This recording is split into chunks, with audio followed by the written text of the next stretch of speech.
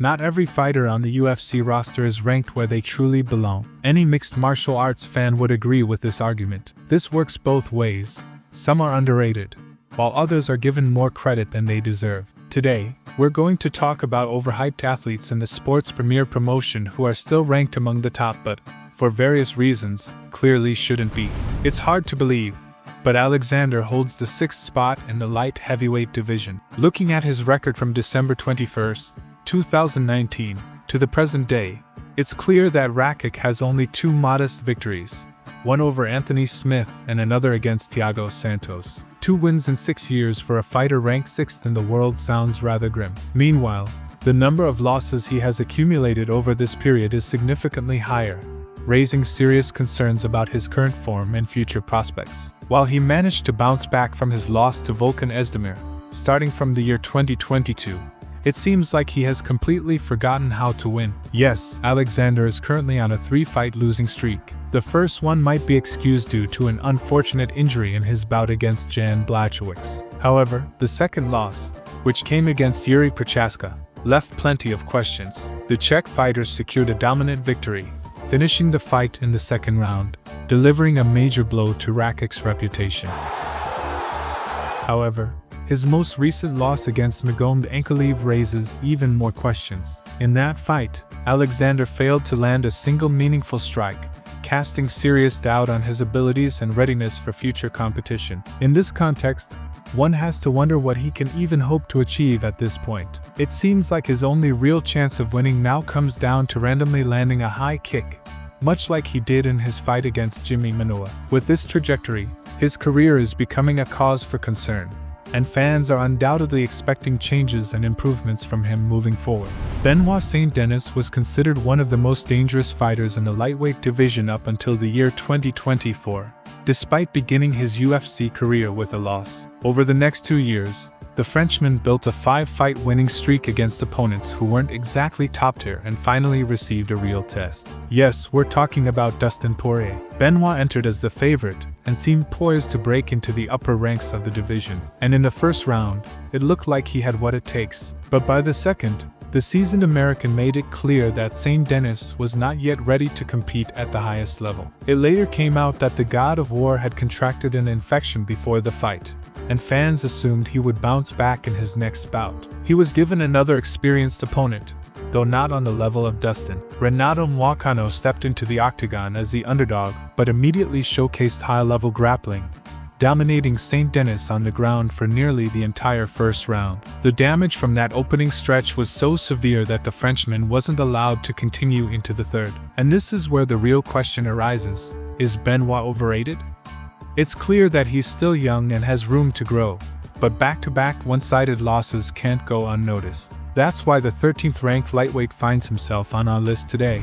The Colombian currently holds the 7th spot in the bantamweight division, which in itself raises some questions. Not long ago, he attempted to capture the title in a fight against Sean O'Malley, but his ranking doesn't seem entirely justified. Vera is mostly remembered for his victory over O'Malley in their first encounter. However, it's worth noting that this win was largely due to an injury the American suffered during the fight. Even then, it was clear that if Sean climbed high enough in the rankings, he would inevitably seek revenge for that unfortunate setback.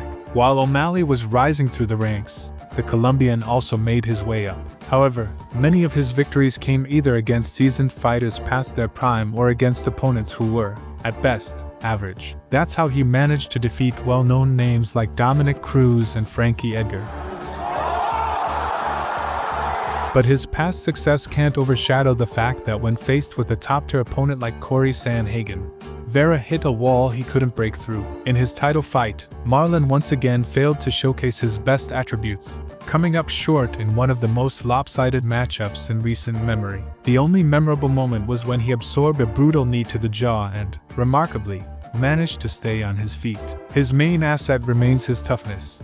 Thanks to that resilience, he continues to hold on to his spot in the top tier. However, when it comes to the next chapter of Marlon's career, things became even more uncertain following his bout with O'Malley. He then stepped in to face Stevenson Figueiredo. The Brazilian walked away with a convincing win, further calling into question Vera's position in the bantamweight division. Whether or not he can maintain a place among the division's elite, and reclaim his status as a true contender remains to be seen. Based on his recent performances and the level of competition he's been up against, it's becoming increasingly clear that he either needs to significantly elevate his game or accept life as a gatekeeper. An American athlete is currently ranked 9th in the welterweight division. This position is quite low for him, considering that in recent years, Colby was consistently in the top 5, and at one point, he even held the number 1 spot. But if we look more closely at his opponents, some questions may arise. Chaos made his way to a title shot against Usman by beating fighters who were well past their prime,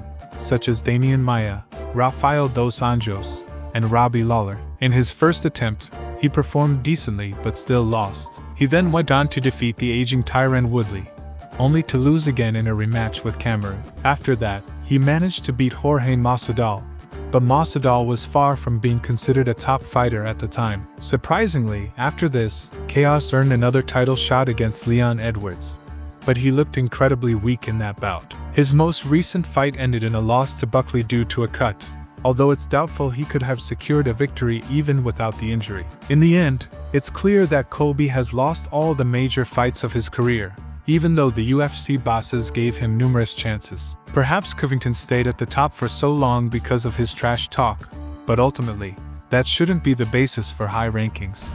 Now, let's move on to the second-ranked middleweight, Sean Strickland. This fighter is not only known for his athletic abilities but also for his sharp tongue, which makes him a media figure and attracts the public's attention. However, when it comes to his fighting style, the situation looks quite different. His bouts are often characterized by lackluster jabs, pokes, and a sort of stagnation that seems to wrap around his performances. This, without a doubt, hardly matches the persona Sean creates through the microphone, where he actively expresses his thoughts and emotions. Looking at Strickland's record, one might wonder whether he truly deserves his current ranking. His victories and results could raise doubts about whether he truly belongs in the top tier of the middleweight division. Thanks to his awkward fighting style, in September of 2023, Sean managed to defeat Israel Adesanya, who, unfortunately, was on the decline and not showing his best qualities.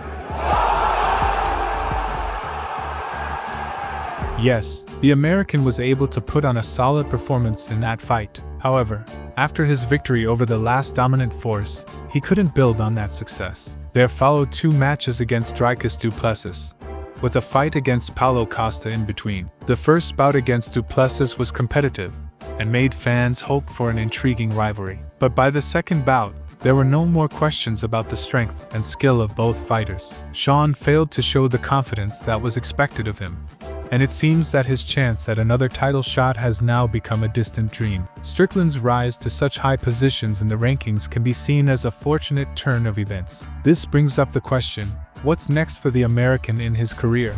Until 2022, the Frenchman was seen as the main contender for a long reign in the UFC's heavyweight division. His speed and timing were so impressive that it seemed like any wrestling deficiencies could be easily overcome by his outstanding striking and mastery of stand-up techniques. Fighters and experts unanimously praised his talent and potential, predicting a brilliant future ahead. However, the fateful fight with Francis Ngannou marked a turning point in his career. Cyril started the fight in his usual fashion, showcasing his strengths, but the experienced Cameroonian, with his fight knowledge, was able to adapt to gain style, and in the final 3 rounds, he completely took control of the fight, demonstrating his wrestling skills. After Ngannou's departure from the UFC, many expected Gane to try his luck once again and return to the path of a title fight. But for that, he needed to improve his wrestling abilities. However, in 2023, he faced one of the most formidable opponents, John Jones,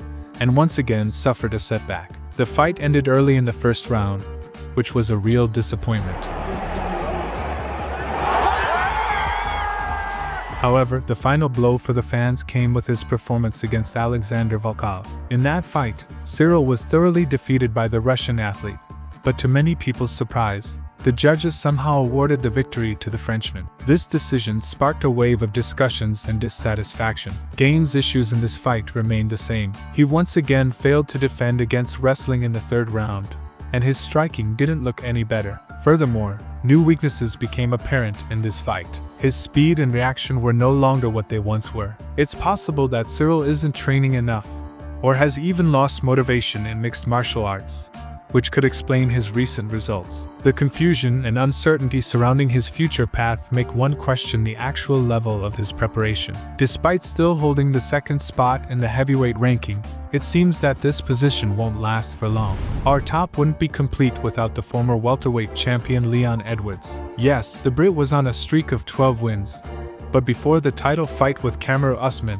his opponents were more of a question than a source of admiration. His record again consists of a handful of veterans and middle-tier fighters. If we recall his fight with Nate Diaz, Leon almost got knocked out in the final round.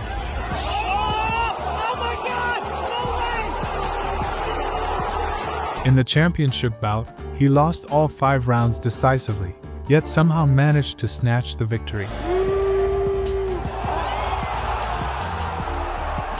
In the rematch, Kamaru was already a shadow of his former self, so it's hard to consider that win as truly significant. He defended his title against Colby, who also features in our top. Then came Belal. Despite Leon's promise to win convincingly, the outcome was quite the opposite. The Palestinian slammed Rocky's head into the canvas and overall put on a dominant performance. Then Leon got a chance to get back into the title race against Sean Brady. To top it off, he was fighting in his home country in front of his fans, but it turned out terribly. Sean simply wiped the floor with his opponent, and in the 4th round, he finished him off.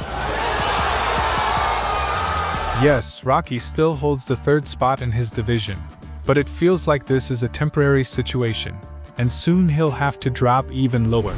In 2018, Bryan's most important fight of his career took place. He stepped into the octagon with the featherweight champion Max Holloway. With an impressive record of no losses, it seemed like he would be the fighter to dominate the division for years to come, perhaps even rising higher to take on Khabib. However, the fight with Max turned into a complete beating. Throughout all the rounds, Bless destroyed his opponent until the doctor decided that continuing the fight was simply too dangerous for Bryan's health. But this defeat shouldn't have stopped Ortega, as he was still young and gaining experience in high-level fights. As a result, from that very 2018 until 2025, Bryan managed only 2 wins. One was against the veteran Korean Zombie, and the other was against Yair Rodriguez, who simply has no ground game. Yes, one can blame injuries, which have haunted the American throughout his career, but such rare appearances in the octagon should have consequences. Yet Ortega's ranking barely reflects that.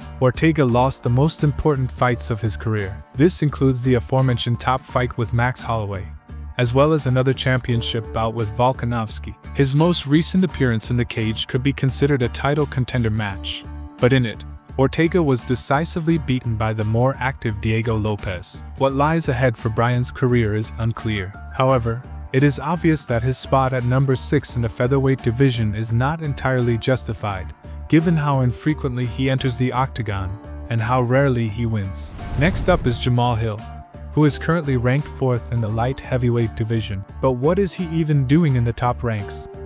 The American made it to a title shot by defeating opponents who weren't exactly the most formidable, and even the title fight itself can hardly be called a battle between the 2 best fighters in the division. The veteran Glover, though decisively beaten, still put up a modest resistance for his age and managed to stay on his feet until the decision. This fight was possible mainly due to the injury of Yuri Prochaska. Had the Czech been in the picture, Hill would never have seen the belt around his waist. Evidence of this can be seen in Jamal's last fight, where he was knocked out by Yuri in the 3rd round. Before that, the American was easily defeated by Alex Pereira. Interestingly, the bookmakers gave Hill nearly equal chances in both his fight with the Brazilian and with the Czech. Still, Jamal's skills leave much to be desired. He isn't particularly strong in striking, and he rarely uses wrestling, leaving it unclear what he can truly rely on in his next fight with Khalil. Most likely, his fellow countrymen will knock some sense into him and drop him even further down the rankings. Paulo Costa, perhaps the most overrated fighter in our rankings. Since 2019, the Brazilian has had only 1 victory, over the veteran Luke Rockhold. Even before his title fight with Israel Adesanya, there were legends about Paulo's incredibly powerful knockout punch, but as the level of opposition grew, that power seemed to vanish unexpectedly. Fine, the streak of losses started with Prime Izzy, but what about after that? Marvin Vettori in a 5-round fight seemed to take the Brazilian to school, even though he himself isn't exactly known for his skills. At one point, Paulo wasn't fighting to raise his stock, instead claiming that no one wanted to face him in the octagon. Then, he hyped up a fight with Khamzat Chimaev, and how fortunate for Costa that their fight never actually happened. But at least he had a fight with Robert Whittaker, where the Brazilian is remembered for one highlight at the end of the first round. It seems that being in the top isn't quite enough for this. But the last fight, yes, that dreadful beating with Strickland, it was a case where one didn't want to, and the other couldn't. But still, Sean at least manages to get results through his style. Paulo is already sitting at the 12th spot in the middleweight rankings, and it's hard to say who he could possibly beat from the top 10. It seems like no one. That's the lineup for today. Friends, which other fighters can you think of? Leave your thoughts in the comments. Stay tuned for new episodes on our channel.